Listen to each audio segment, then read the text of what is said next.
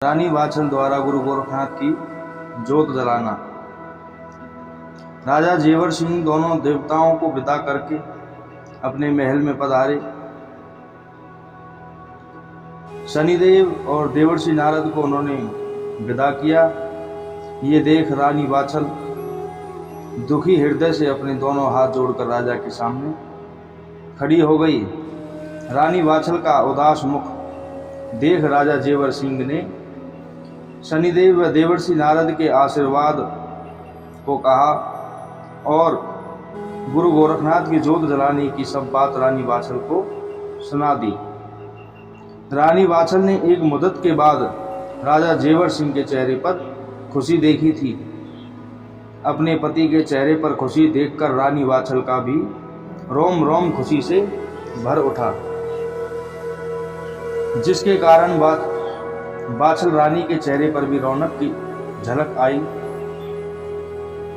चटपट अपने पति के दोनों चरण पकड़कर बोली, हे प्रिया प्यारे, मैं तुम पर वारी जाऊं।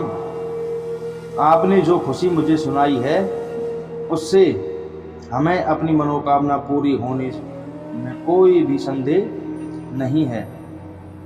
सन्यासियों और योगियों के वचन मिथ्या नहीं जाते। मुझे अफसोस इसी बात का है कि मैं अभागिन उनके दर्शन भी ना कर पाई। आपको मुझे दर्शन जरूर कराने चाहिए थे। देव दर्शन से कष्ट उसी तरह भाग जाते हैं जिस तरह उजाले को देखकर अंधेरा भाग जाता है। रानी वाछल की बात सुनकर राजा जेवर सिंह बोले, रानी बात तो आपकी ठीक है, मगर दोनों देवों के चेहरों पर इतना भारी तेज था कि मेरी आंखें उनसे ठीक प्रकार नजर नहीं मिला सकी। मेरी विधाता ने ऐसी मत हर ली कि तुम्हारे दर्शन कराने की तो बाद की है। मैं उनका परिचय भी नहीं पूछ पाया। उनकी मौजूदगी में मेरी तर्क बुद्धि एकदम छिन्न हो गई थी। ऐसे महात्माओं के दर्शन से तुम वंचित रह गई, इसका मुझे भी काफी दुख है।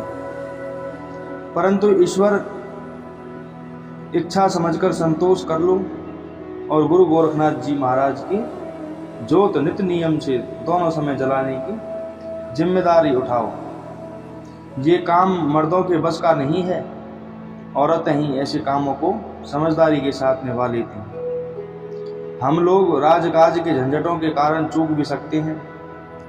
रानी महात्मा लोग ये भी कहते हैं कि गोरखनाथ भगवान हरिनारायण का अवतार हैं। उनकी जोत दोनों समय जलाने से वे अपने 1400 चेलों के साथ हमारे नगर में पधार कर सबको दर्शन देकर हमारी मनोकामना पूरी करेंगे।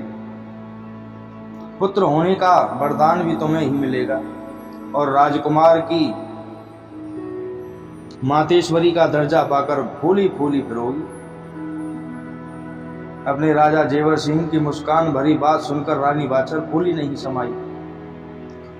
उसकी खुशी का ठिकाना नहीं रहा। उसके गुलाब समान चेहरे पर लाली छा गई। वह राजा जेवर सिंह से प्यार भरे लहजे में मधुर मुस्कान भरकर बोली, हटो, तुम्हें मस्खरी की बातें करते लाज नहीं आती। बंधुओं, रानी वाछल ने नित्य नियम से सुबह शाम दोनों वक्त गुरु गोरखनाथ की जोत जलानी शुरू कर दी और अपने दोनों हाथ जोड़कर गुरु गोरखनाथ के चरणों में प्रार्थना करती कि सिद्ध श्री सर्वोपरि जग के गुरु गोरखनाथ हैं पालनहारे। शीश झुका प्रणाम करूं, दया करो गुरुदेव हमारे। जोत बाल कर करूं विनती, कष्ट हरो जग के रखवारी। पूरन मल पर कृपा कीनी, वैसे ही सारो काज हमारे। हाथ जोड़ विनती करूं, धरण चरणों में माथ। मोय अनाथ को दर्श दें, करुणा नाथ सनाथ। इस प्रकार दोनों समय जोत जलाकर रानी वाछल दंडवत कर गुरु गोरखनाथ से हाथ जोड़कर प्रार्थना करती है और जगत पिता परमात्मा को शीश झुका कहती है कि हे प्रभु, सिर्फ इतनी दया मुझे दुखियारी पर करना कि मैं अपने गुरु गोरखनाथ की जोत जलाने से किसी समय भी न चूक जाऊं।